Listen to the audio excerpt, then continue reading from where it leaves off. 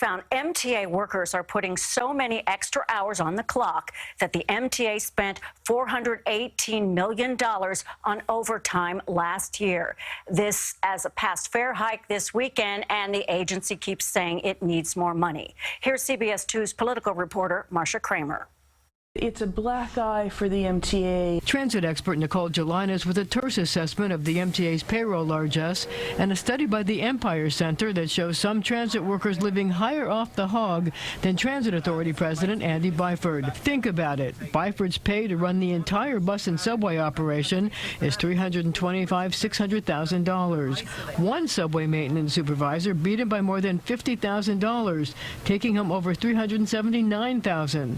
Another was paid more than $350,000, and a Long Island Railroad measurement operator got nearly $462,000, and so on, as overtime costs for subways, buses, the Long Island Railroad, and Metro North totaled a whopping $418 million last year, which by comparison is $82 million more than the agency expects to rake in from the recent fare hike. Gelinas says it's a red flag, and that Governor Cuomo and state lawmakers should think about withholding the money from congestion pricing until the MTA gets its fiscal house in order. There's still plenty of time for lawmakers to go back and revisit this and say, do we want to put this money away in a lockbox and not give it to the MTA until they start to show some progress on some of these cost controls. MTA Chairman Patrick Foy said some of the overtime was the result of repairs that were done at night and on weekends to limit rider inconvenience.